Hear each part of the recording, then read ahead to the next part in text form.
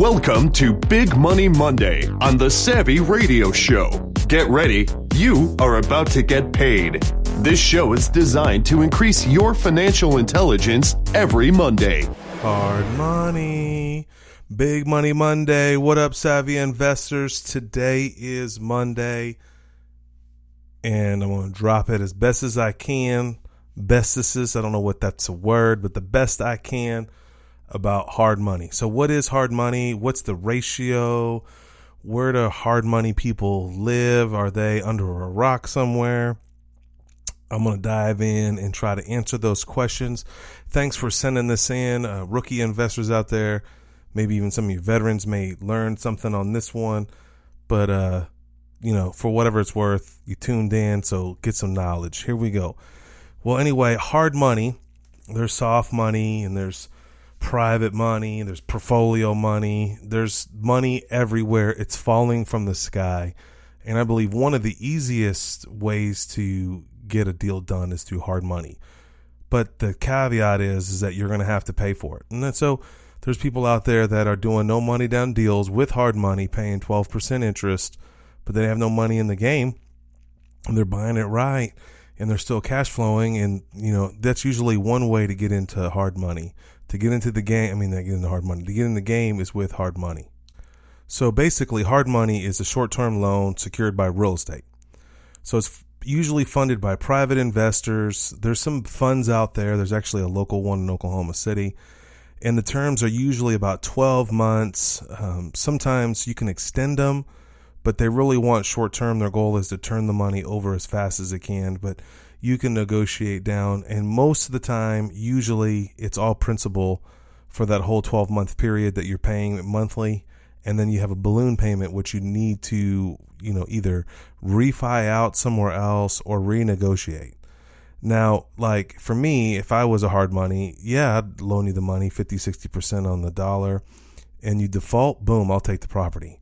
That's not their goal, but that's what hard money is. Basically, you're not getting loans anywhere else easily. Or another way to hard money, not the dog hard money, is just that the properties is so in dire straits, an appraisal won't go down right, or a traditional conventional mortgage people, the suits behind the desks may not say this is what it is. All right, they won't loan on it.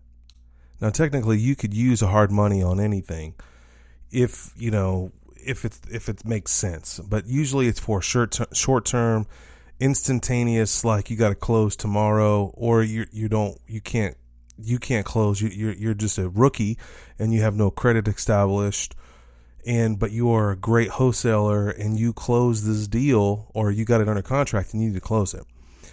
But majority of the people usually, I know an investor, a local investor that uses hard money to close on properties, kind of hold it for a seasoning, 3 to 6 months, pays the couple $1,000s in interest and refis it out. So it still makes sense if you buy it right, but mainly it's for fix and flips, construction loans. And if people can't get good credit, like I said earlier, and especially when you jump on stuff. And some people, I just recently learned through a wholesaler, there's a thing called transactional funding. And say you got it under contract and you're trying to flip it to somebody else, and you got it under contract with them, but they're waiting to get their house closed and you need to get it closed for a couple of days, maybe a week. And I've heard, wholesalers use hard money lenders for transactional funding. So that's pretty cool. So what is the interest rate that you would typically pay? Well, in my market, it's 12% all day. Some people say 10. I haven't seen 10 in a long time, but usually 12 or 14. There's people out there paying 16, 17. I think you're dumb, but if the deal makes sense, I don't care what you pay in interest. Your goal is to acquire assets, and however you acquire that asset, hopefully through creative financing. But if you got to lock it up with hard money, then do it. All right. So what's the average ratio, aka also known as LTV? And I think that anyone would loan you no money down 50, 65%. Now you're asking myself, how do I find those deals? Me personally, they're far in between, but they're out there. But there is hard money lenders out there that will loan 75%. but they do want you to have some cash skin in the game. And so you may acquire the asset for 75%, but you also can show them a bankroll of $15,000 and that you're going to rehab it. So for example, let's just say it's a $125,000 ARV, which is appraised value. You got it under contract because you're a pimp. You got it under contract for 60 and you're going to put 10 in it and you're still under 60 something percent. And any hard money would loan that with no money down. Okay. So it's possible. People say you can't do it. You can. There's hard money out there. So where do you find hard money? That would be my next question. And you're listening to this. My homie, he's on a stair stepper right now. He says he listens to the Savvy Pod radio show on the treadmill or whatever, on the stair stepper. Well, don't get too buck wild, but this cat, he's out there. Brian Nix, I'm gonna drop his name. He uses a lot of private money. Now he has relationships with hard money lenders and private lenders, and he's probably paying way less than 12. But you meet them at the real estate local club. That's where he met his private lenders. He's met lenders off of Craigslist. Here's another story. So I was talking to him. He has an assistant. She kind of runs around, does errands for him, locks up contracts, swap out doors and door locks. And I sold a couple of houses to him, and he was on vacation, and he sent this gal, and I'm like chatting with this girl. And she's kind of cool. I'm like, so how'd you meet Brian? And she's like, he had an ad on Craigslist. I'm like, an ad on Craigslist? What you mean? Well, he was looking for an assistant in real estate, and I was interested. And that was 5 years ago. And I was like, oh, okay. And so, I was like, of course I'm asking questions, Mr. Inquisitive. I was like, so where does Brian get his money? She hit me with I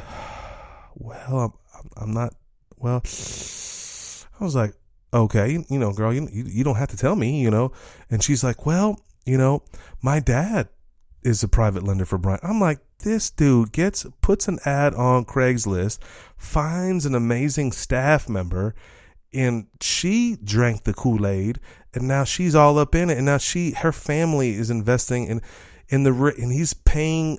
I'm just gonna throw this out there. I can't confirm, but I think he's paying 8%, no money down. And I sold 2 cribs to him. No money down. Private money. Fabulous. So you never know where you're going to find hard money, private money, but networking, real estate clubs, and even realtors and even people like myself sometimes. And this is how realtors and random people say you have a HELOC on your home. So what a HELOC is, it's like a loan, like a second loan. And let's just say for kicks and giggles, you have a $300,000 house. You only owe $200,000 on it. And for some weird reason, some bank says, hey, I'll give you $100,000, 90%. All right, let's just say there's $100,000 in the cloud, per se, a line of credit, a HELOC, and you needed money. So what this realtor, this is a female friend of mine, she would call her bank up, say, pull down $50,000 on my line of credit, and she's got a HELOC, which is on a good rate. It's secured by an amazing asset, her home. That's why it's called a HELOC. And she rents that money or takes that money out at 4%, and she turns around and rents it to a wonderful investor like myself at 10%. And it's a short-term 12-month loan all day long. So these lenders out there, hard money, private money, whatever you want to call them, they're everywhere, and that's where they're getting their money. So that's it for today. Big Money Monday. You listen to the Savvy Radio Show. I just got a little shout out from my homie Matt Brill. Thanks for encouraging me. And then James Prather out there. Thanks, homie, for giving me the next tip for Nerd Rock Wednesday. Other than that, whatever you do, go buy assets. Tell people that you're a real estate investor and that you're buying houses and whatever in whatever you do. But ultimately, go out and buy assets. Thanks for listening to the Savvy Radio Show. Glide online and listen to our other motivating episodes at SavvyRadioShow.com. Connect on Twitter at LandlordBook and always be buying assets.